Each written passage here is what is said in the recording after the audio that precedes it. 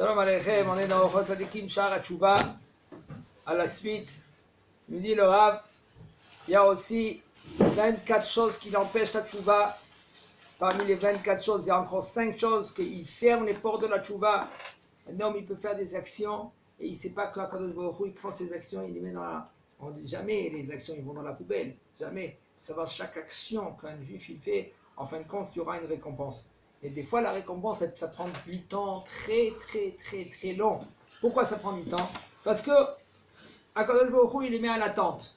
Parce que le bonhomme, lui, il n'a pas appuyé le bouton qu'il fallait. Et le Rav, il va nous éclaircir, il va nous dire qu'est-ce que c'est, quel bouton qu'il faut appuyer. Comme par exemple, un homme qui est Poresh Minat Sibour. Poresh Minat Sibour, ça veut dire tout le monde, il jeûne, il dit non, mais j'ai pas le coutume. Non, on ne regarde pas maintenant ton coutume ou pas ton coutume. Le Tzibour. Tzibour, ça veut dire l'assemblée. Toute l'assemblée, elle fait un jour de jeûne. Tu es censé et obligé de faire le jour de jeûne avec tout le monde. Mais, comme il y en a des gens qui disent, vraiment, des gens âgés. Mais nous, on n'a pas la coutume de faire ce jeûne. Mais si c'est la halakha, ta coutume ou t'es pas ta coutume, tu es obligé de... On ne parle pas la halakha, c'est un homme qui est venu, mais non, il a institué la halakha. La halakha, c'est la base de la Gemara. Il ne faut pas faire ce jeûne, il ne le fait pas. Excuse-moi. Les rabbanim, et tous, ils suivent la Gemara. Toute la Gemara, c'est fondé suite à la Mishnah. Aucun rav peut contredire une Gemara. Aucun Rav peut contredire une Mishnah. Aucun Rav. Qui va dire 500 ans en arrière, 1000 ans en arrière, nous on avait une coutume. Si maintenant la Gemara le contredit, eh ben, il n'a pas le droit de faire cette coutume. Okay. Pourquoi? Parce que des fois, il y a beaucoup de coutumes que s'ils n'ont pas été vérifiés par les Gdolim, il y a des erreurs. Il y a des fois, ce qui a inventé les coutumes, c'est des femmes. La Gemara dit ça. Des femmes? Oui. Nagu Nashim. Il y a des femmes qui ont pris sur eux. Alors, suite à ce minag, les Chachamim, ils ont vu ce minag-là, ils ont géré ce minag, ils ont vu si vraiment il n'y a pas d'erreur. Et voici qu'ils ont accepté. Il y a des minagim, oui, qui ont été acceptés. Mais il y a des minagim qui n'ont pas été acceptés. Beaucoup de minagim que c'est à côté, que ça contredit la halakha. Et si ça contredit la halakha, même qu'on a ce coutume-là, eh ben, on le met de côté. En premier, il faut poser la question à des Gdolim. À les Gdolé adore, est-ce que vraiment ça contredit la halakha? Si le Rav te dit oui, ça contredit la halakha, eh ben, tu dois arrêter ce minag. Si tu dois faire Atat et Darim, c'est une question. Tout cela. Et si tu savais, pas besoin de faire, si tu savais pas besoin de faire Atat et Darim, etc. Il faut savoir, Minhag, c'est les mêmes lettres de Gehinam. Gehinam, c'est les lettres Minhag. Combien de fois il y a des gens qui tiennent le coutume, ils lâchent pas, et ils s'appuient sur quoi? Sur rien. Parce que le Minhag, parce que mon père, parce que mon grand-père, c'est très bien de tenir un minhag, que ce minhag-là, vraiment, il est fondé. Si ce minhag, il est fondé, bien, juste, c'est très bien, c'est magnifique même. Aval, si ça contredit la halakha, que la halakha, c'est à la base de la Gemara, que la Gemara, c'est la Torah orale qu'on a reçue du mont Sinaï. On a reçu 2 Torah, Torah chez Bichtav et Torah chez Be'alpé. Même la Torah écrite, la Torah orale. Il y a un homme que lui qui dit, non, moi j'accepte pas. Tu n'acceptes pas quoi? Tu n'acceptes pas quelque chose qui est fondé selon la Gemara, que c'est la halakha. La Gemara, c'est la halakha. Il dit Rav Hizda dans Daf Het Amud Aleph dans Maseret Brachot, après que la destruction du temple, il a à Kadosh Baruch Hu rien 4 amot de halakha. 4 amot, ça veut dire 2 mètres sur 2 mètres de halakha. Ça veut dire pour Kadosh Baruch Hu, lui, il va rien que selon la halakha. Après la destruction du temple, il n'y a rien que ça. Ça veut dire qu'un homme qui veut être un bon juif, il veut faire une bonne tchouva, il faut que sa tchouva qu'elle a acceptée. C'est pas comme un homme, il fait un trou dans l'eau. Et j'ai fait un trou. Mais tu l'as fait dans l'eau. Il n'y a rien. Et puisqu'il n'y a rien, c'est dans le vide. Qu'est-ce que tu as gagné? Mais bon, il fait des actions, après on va lui jeter tout sur la figure. Comme il dit le Marocho, Rabbi Chaim Vital, il dit, un homme il fait chesed toute sa vie, c'est un bal chesed, vous savez le chesed c'est énorme le chesed. Il fait son chesed, il ouvre des gmahim, quel gmah? Des paniers pour Shabbat, des halot pour Shabbat. Il va aider même les pauvres, il va aider des orphelins. Il dit, Rabbi Chaim Vital, si maintenant ta femme elle a besoin de toi à la maison, que tu l'aides, peu importe quoi. Ça va pas que tu es l'esclave de la maison, je ne dis pas ça. Mais elle a besoin de ton aide. Tu dis, non, moi je dois y aller au gmar, je dois y aller prendre des sachets donnés aux orphelins. Rabbi Chaim Vital, le Mahacho, c'est celui qui a écrit toute la Kabbalah, grâce à Arizal. On lui prend tout son chesed, on lui jette sur la figure, après 120 ans. Ça sert à quoi? Le chesed, il n'est pas fondé. Si maintenant tu dois faire le chesed avec ta femme en premier, ta femme, elle est par terre presque. Elle te supplie, mon mari, aide-moi. Et toi, tu vas aider quelqu'un d'autre? Il n'est pas obligé. Chayav. Il n'est pas obligé de l'aider. C'est écrit, Chayav.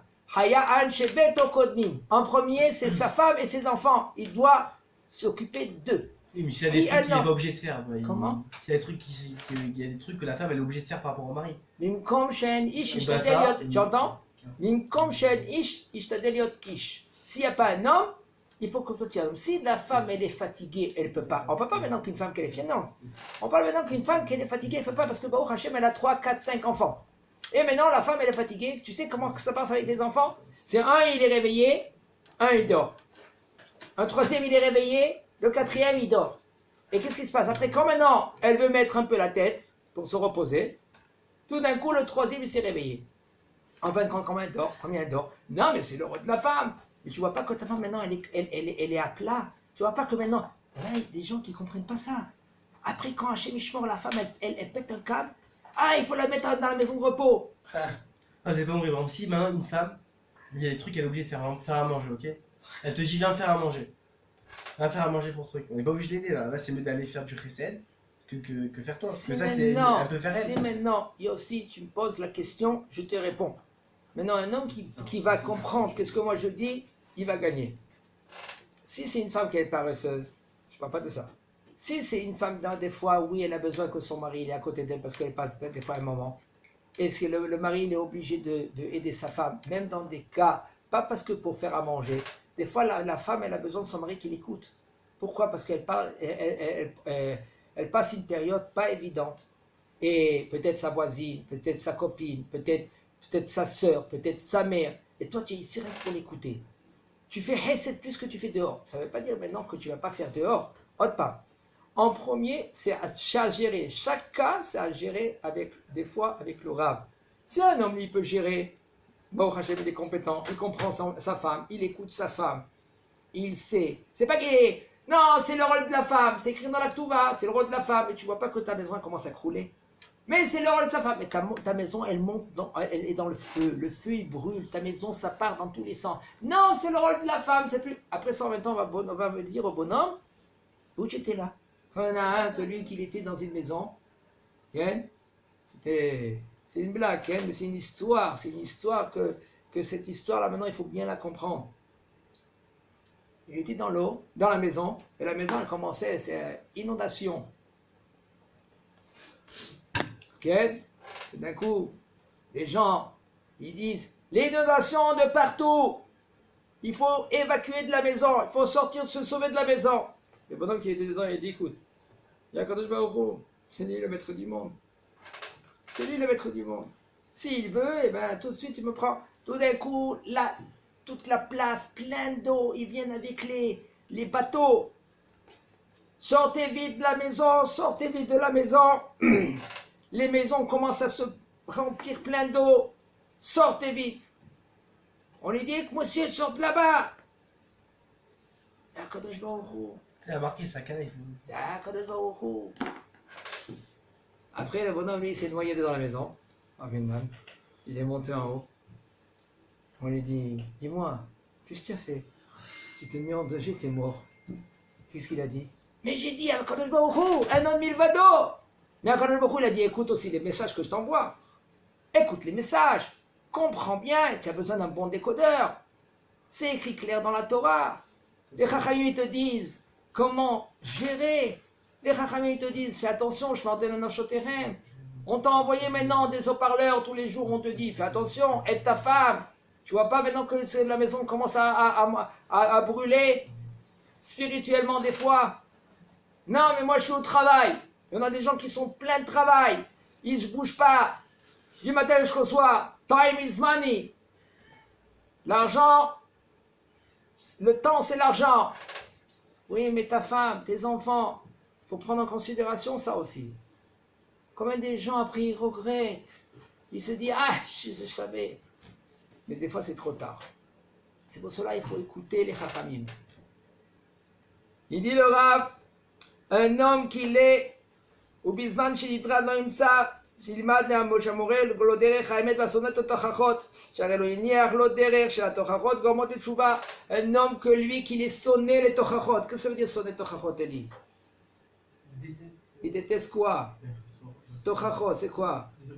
Non, tochachot c'est réprimander, on le réprimande. Arrête, il aime écouter avec les blagues, il aime écouter avec qu'on lui donne des bonnes choses. Il aime pas qu'on le réprimande. Comme des fois tu vois un pépé qui se trouve dans la Beth Knesset, tu vois cette filine, ils sont là. Ils sont là, cette filine. Maintenant, toi, tu sais que si tu vas y aller vers lui, il va te gronder. Ça, c'est grave, ce pépé-là. Pourquoi? Parce que maintenant, toute sa vie, il met les filines là. Ou il met les filines là. Il les met là. C'est écrit dans la Torah, d'accord? Tu mets les filines entre tes yeux. Alors lui, quand il a lu la Torah, il a oublié qu'il y a aussi la Torah chez Baal Pé. La Torah orale, elle te dit, il faut le mettre où il y a les cheveux. Et lui, il les met là. Il n'est jamais rendu quitte de sa vie de tefilin. Alors lui, maintenant, il déteste qu'on lui réprimande. Ça, c'est grave. Comment il va faire tchouva, le bonhomme? Comment maintenant, il va comprendre qu'est-ce que c'est juste, qu'est-ce que c'est pas juste? Chez Bisman, chez Moudim, l'Adam Chata, ou Machlimim Oto, Chosé Betchouva, parce que quand un homme, on vient et on le réprimande, et on lui dit, tu sais, qu'est-ce que tu fais, c'est négatif, c'est pas bien. S'il a une tête sur les épaules, qu'est-ce qu'il fait? Il écoute. Même un enfant, il va venir vers un homme, il dit, écoute, tu n'es pas dans le bon chemin, mais je veux y aller à Lod. Lod, c'est pas ce chemin, c'est ce chemin. Qu'est-ce qu'il va faire le bonhomme? S'il va s'entêter, qu'est-ce qu'il va faire? Il va écouter l'enfant? Non. Qui tu es toi pour me dire où est le chemin? C'est de l'orgueil. Ouais, bien sûr. Et les gens, c'est un général. Pourquoi maintenant ils n'écoutent pas? Parce que c'est de l'orgueil. Parce qu'ils ont des qualités, comme ils ont des défauts, que ces défauts-là maintenant, c'est de l'orgueil. Alors il ne va pas écouter l'enfant. Même un enfant, il lui dit, monsieur, excusez-moi, le chemin pour y aller à l'autre, c'est ce chemin, c'est pas ce chemin. Si maintenant lui, il va s'entêter, c'est dommage, il va faire demi-tour après. Peut-être qu'il va y aller à Tel Aviv, en fin de compte, il ne va pas arriver à l'autre. Alors pourquoi s'entêter? Nicole met la médaille escaltée, dit David Ameller. De tous mes enseignements, j'ai reçu d'intellect. Je suis devenu intelligent. Même un enfant, même une fourmi. Shlomo Ameller, il dit, Atzel, lech el anemala. T'es feignant, va voir la nemala, la fourmi. Ça veut dire quoi? Va voir la fourmi. Tu verras la fourmi, combien de temps elle vit? 6 mois. Et qu'est-ce qu'elle fait? Du matin jusqu'au soir, elle prend des morceaux de pain, elle prend des morceaux de n'importe quoi pour mettre dans le nid pour la reine. Pendant 6 mois. Mais tu te fatigues pas? Non, elle ne se fatigue pas. Pourquoi? Elle a un but. Quel but que toi tu as? Moi, mon but c'est de manger, de faire de l'oseille, de nourrir ma famille, et point à la ligne. C'est ça ton but? C'est pour ça que tu es venu sur terre? Alors ça veut dire que c'est comme une bête. C'est comme une béhéma. La bête, qu'est-ce qu'elle veut, la bête? Elle va manger, elle va enfanter, elle va donner à manger à son petit veau, et c'est tout. C'est pour ça qu'Akadosh Baruch Hu t'a donné un neshama. Un neshama qu'Akadosh Baruch Hu t'a donné, c'est pourquoi? Pour donner à manger à tes enfants, c'est tout. Tu es venu sur terre pour une mission. Il dit le Rav, כמו שנאמר, זכור אל תשכח, ממרים הייתם עם השם, ולא נתן לכם השם דעות. אם נבל ולא חכם, עם נבל ולא חכם, וכן ישעיהו הנביא הוכיח את ישראל, ועד שחזרו בתשובה, on voit que la tochacha, le fait que on réprimande quelqu'un, mais aujourd'hui, il faut faire très attention comment on réprimande. Réprimander, ça demande une réflexion. Réprimander, ça demande intelligence. Un homme qui ne sait pas réprimander, c'est lui qui se tait. Un homme qui ne sait pas, en premier, qu'il aime son prochain, c'est très difficile de réprimander. Alors, il fait cela gentiment. Mon frère, excuse-moi, tu sais, Yakadosh Baruch Hu, etc., etc. Il faut qu'il apprenne aussi comment réprimander son ami. Regardez qu'est-ce qu'il dit le Rav. C'est pour cela, tout homme, toute communauté, il faut qu'il mette des chachamim, un des chachamim, zaken, yireh shamayim, ineura, ve'ahuv lahem. Regardez, en premier, c'est quelqu'un qui est âgé, il a yirat shamayim, et depuis qu'il est jeune, et il est aimé parmi les gens, chez mochiach lahem l'arzira metshuva, pour qu'il les réprimande, il les met, et il faut faire tchouva. וזה ששונא את התוכחות אינו בא למוכיח ולא שומע דבריו ולפיכך יעמוד בחטאיו שהם טובים מעיניו. Et un homme comme lui qui déteste la tochacha, le fait qu'on le réprimande, eh ben, il ne va pas venir vers le bonhomme que lui qui l'est géré pour cela. Et il ne va pas écouter ses paroles. Et tout le temps, il va faire les fautes. Tout le temps, il va fauter. Pourquoi? Parce que même les chachamim, même le Gaon Vilna, il mettait le Magid Midouvna qui le réprimandait. Il était en face de lui, dit Kvodara, qu'est-ce que tu as fait aujourd'hui, qu'est-ce que tu as dit aujourd'hui, etc. Tu as mal fait, ou tu as bien fait, etc. Comment un homme, lui, il est obligé de aimer qu'on le réprimande. Parce que si maintenant tu aimes, tu dis oui, merci, oui, dites-moi la vérité, dites-moi où je suis, dites-moi, je vais me corriger. Il faut s'entraîner pour cela, il faut écouter. Oui, mais qu'est-ce que tu as, quelque chose à me reprocher? Si maintenant tu demandes à quelque chose à reprocher, qu'est-ce qui se passe? Tu gagnes dans la vie. C'est comme des clans de phares, on te fait des phares, des lumières, pour t'indiquer le chemin. C'est pour cela qu'un homme, quand lui, il aime la Tochacha, les Hashem, il va arriver à la lumière, au chemin vrai et pas le chemin faux d'Avodat Hashem, Chazak Baruch.